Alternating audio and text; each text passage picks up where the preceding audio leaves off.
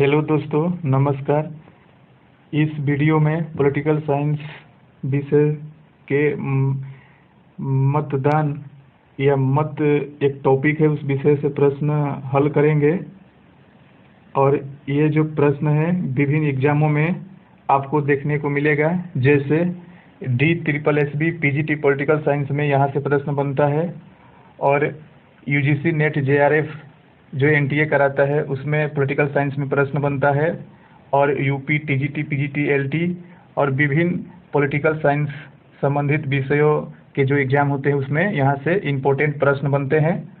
तो हम प्रश्नों को हल कर लेते हैं। पहला प्रश्न है, निम्नलिखित में से किस देश में मतदान अनिवार्य है?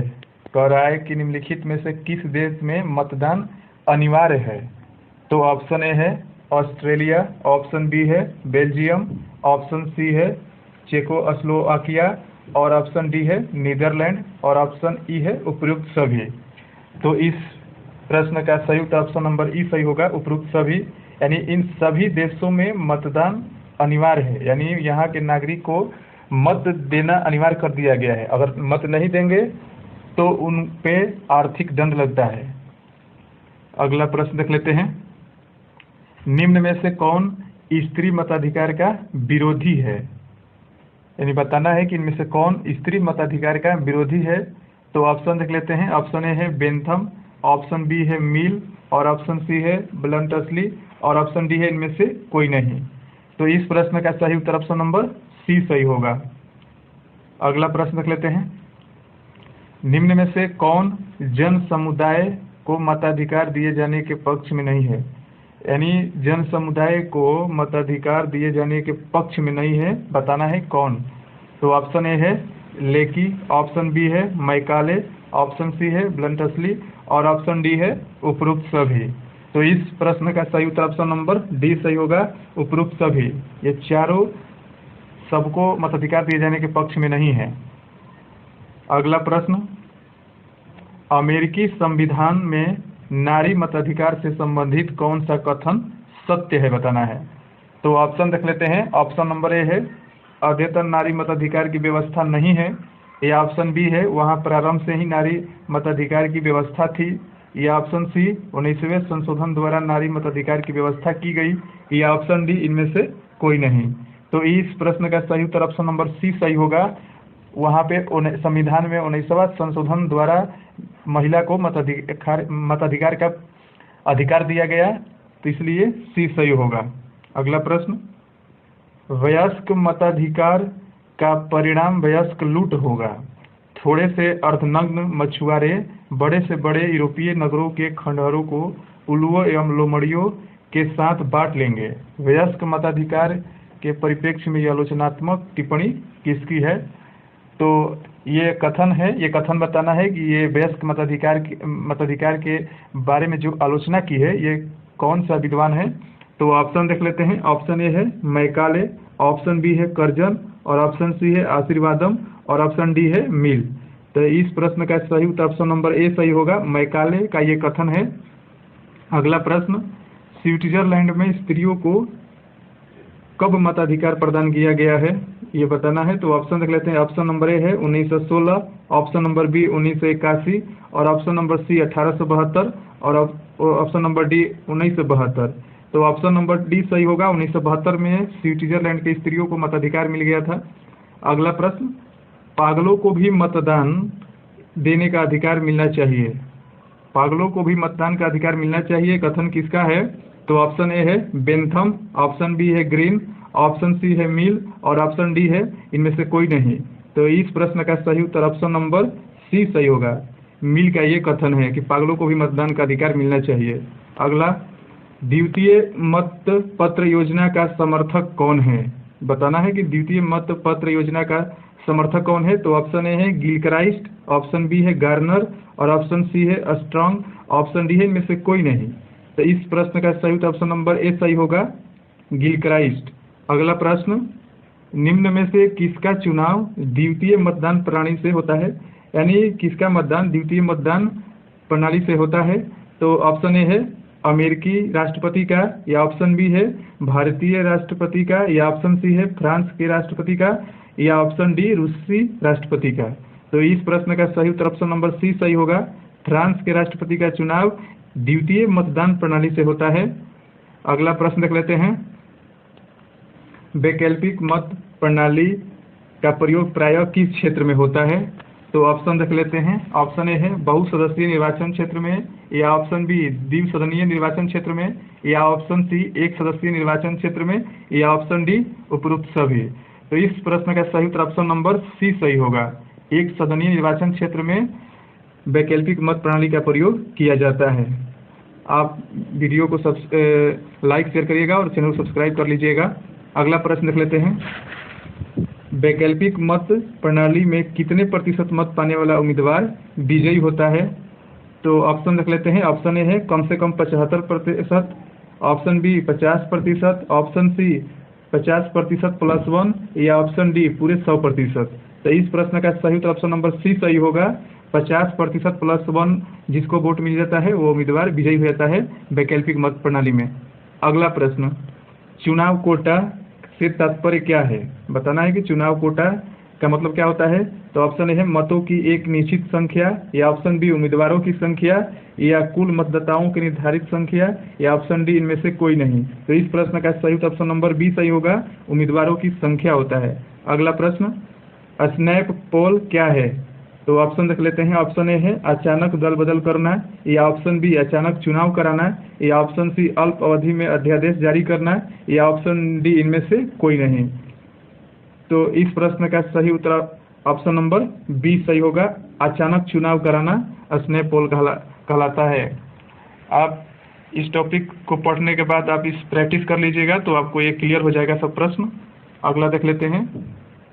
जे.एस. मिल निम्न में से किस मतदान का आधार बनाने के पक्ष में थे? यानी जे.एस. मिल निम्न में से किसे मतदान का आधार बनाने के पक्ष में थे, बताना है।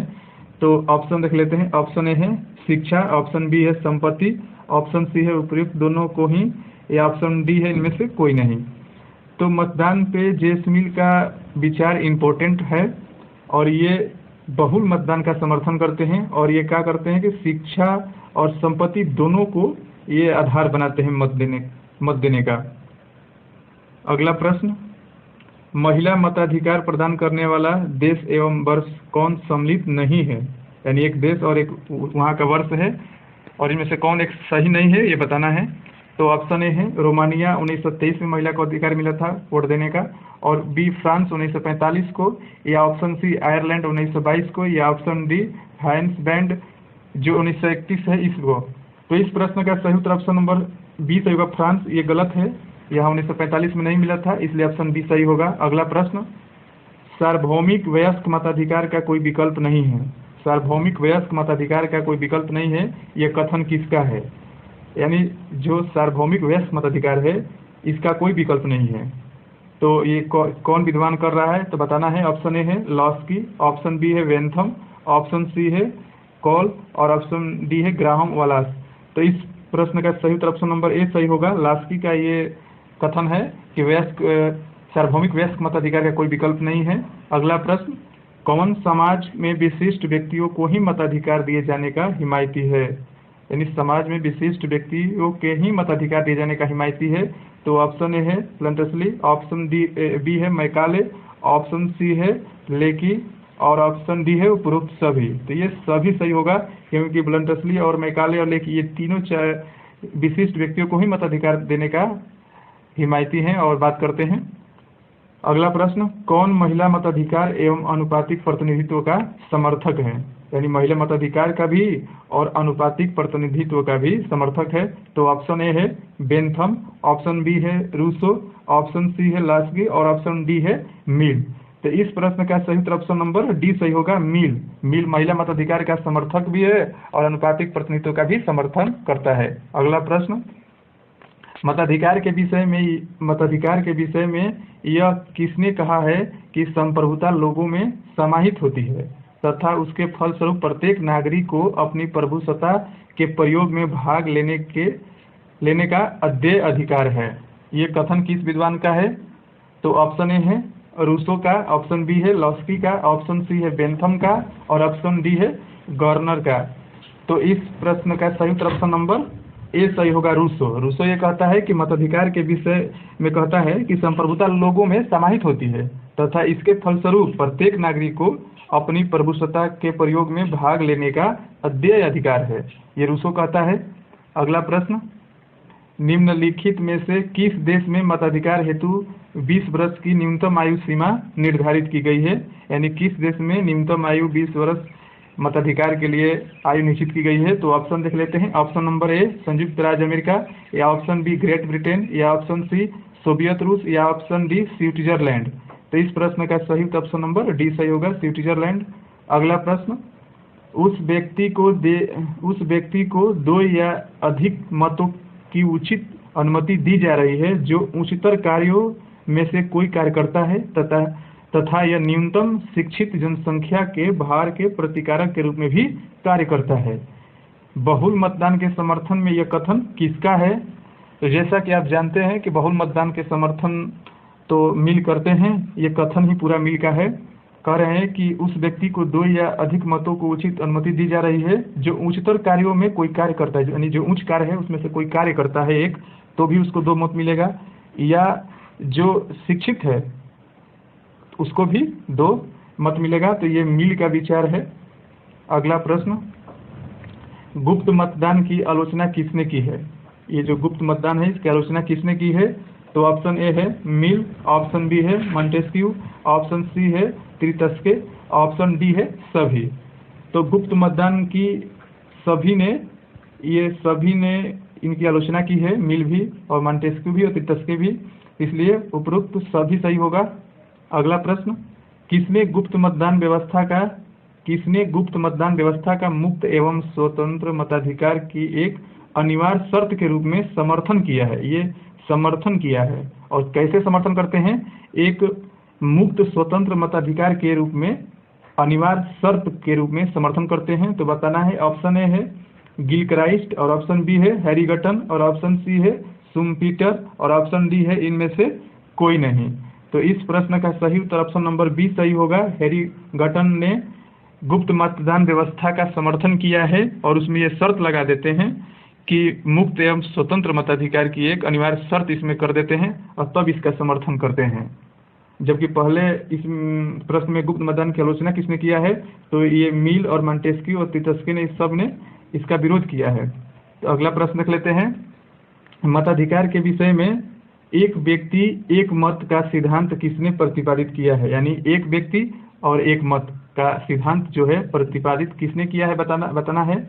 तो ऑप्शन देख लेते हैं। ऑप्शन नंबर ए है T.H. Green, option number B Bentham, option number C J.S. Mill और ऑप्शन नंबर डी इनमें से कोई नहीं। तो इस प्रश्न का सही उत्तर ऑप्शन नंबर बी सही होगा। बेंथम इसका प्रतिपादित किया है कि एक व्यक्ति को एक मत का अधिकार होगा। अगला प्रश्न, और ये जो एक व्यक्ति एक मत का सिद्धांत बेंथम ने दिया है और बहुल मतदान यानी एक व्यक्ति को 2 से और अधिक मतदान दिया जा सकता है, इसका प्रतिपादन जो है J.S. मिल करते हैं। तो ये बात दोनों ध्यान रखिएगा। और अगला प्रश्न, इंग्लैंड में स्त्रियों को वयस्क मताधिकार कब प्रदान किया गया है? इंग्लैंड में स्त्रियों को वयस्क मताधिकार कब प्रदान किया गया है बताना है। तो ऑप्शन ए है 1928, ऑप्शन बी है 1911, ऑप्शन सी है 1950 और ऑप्शन डी है 1688। तो इस प्रश्न का सही ऑप्शन नंबर ए सही है, 1988। ये लास्ट प्रश्न था। धन्यवाद।